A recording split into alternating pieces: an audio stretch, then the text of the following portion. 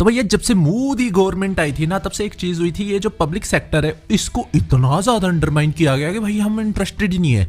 ये प्रसार भारती हम नहीं जानते ये क्या चीज है, ये बीएसएनएल हम नहीं जानते ये क्या चीज है, रेलवेज वगैरह कुछ नहीं भाई।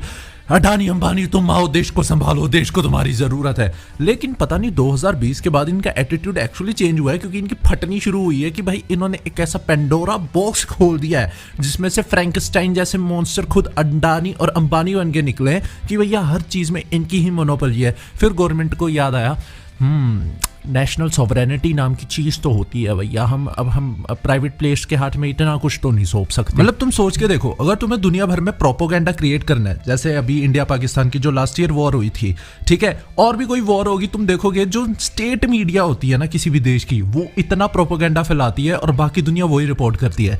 जैसे रशिया यूक्रेन से कुछ होता है, रशिया टुडे जो खुद रशिया गवर्नमेंट की एजेंसी है वो भैया दुनिया को देती है, देखो जी ये हो रहा है, ठीक है, यूक्रेन वाले इतने बढ़िया नहीं है, ऐसे वाइस वर्सा हर एक देश करता है, ठीक है। लेकिन जब इंडिया पाकिस्तान की वॉर होती है तो भाई कोई प्रसार भारती को कोट कर रहा था, कोई डीडी न्यूज को कोट कर रहा था, दुनिया कह रही थी ये देखो भाई न्यूज 18 वाले कह रहे कराची पोर्ट उड़ा दिया है, तुम्हारी बन रही है कोई दुनिया में रुतबा। तो भाई यही एक डेंजरस चीज है जिसको गवर्नमेंट को टैकल करना था। तो भाई इसलिए अंधों की तरह पैसा फूका जा रहा है प्रसार भारती पर, बीएसएनएल पर सबसे पहले इसलिए कि भाई हमें इंडिजीनियस अपना नेटवर्क चाहिए, खुद की सॉवरेनिटी चाहिए। ये जो रिलायंस एयरटेल की मोनोपोली बन गई है इनको तोड़ो, ठीक है। पहले तो सिर्फ बॉर्डर्स के लिए था कि भाई हमारे आर्मी मेंस वगैरह यूज करेंगे, अब गवर्नमेंट करना चाहती है भाई लोगों हमारा इंटरनेट यूज करो, ये खा जाएंगे। क्यों पता, क्योंकि रिलायंस और एयरटेल इतने बड़े हो चुके हैं, वो खुद गवर्नमेंट की नहीं सुनते, ठीक है। किसी दिन तुम्हारा नेटवर्क आउटेज हो गया ना, वो हाथ खड़े कर देंगे भाई, या तो हमारी बात मानो वरना ये नेटवर्क बंद का बंद रहने दो। इसलिए बीएसएनएल को रिवाइव किया जा रहा है। अब दूसरा प्रसार भारती ने रिसेंटली वेव्स लॉन्च किया,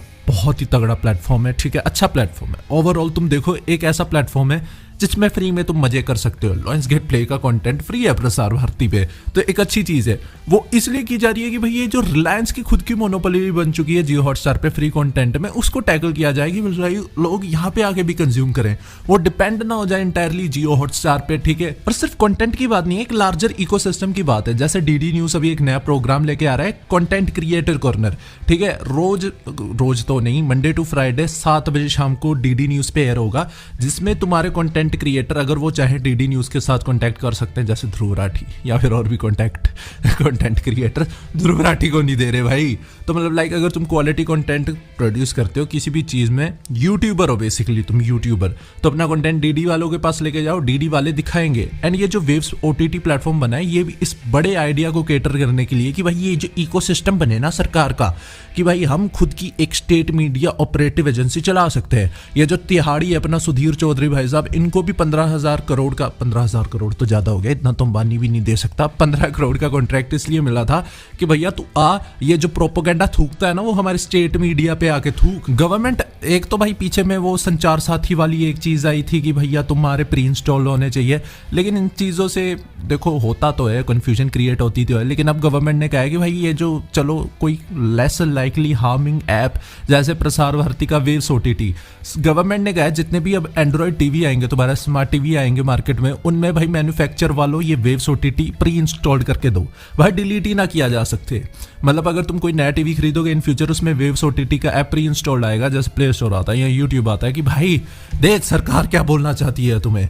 एंड मैं सच्ची कहूँ बहुत बढ़िया चीज है, गवर्नमेंट को करना चाहिए, किसी भी तरीके से करे भाई। नेशनल सॉवरेनिटी नाम की एक चीज होती है भाई, ये सब ना खुद गवर्नमेंट के अंग होते हैं, किसी भी इंस्टीट्यूशन के अंग होते हैं। मीडिया हो गया, नेटवर्क हो गया, कुछ भी हो गया भाई, ठीक है, ये अंग काम करने चाहिए, इसलिए तुम अपने देश को कंट्रोल कर पाओगे, एक नैरेटिव क्रिएट कर पाओगे।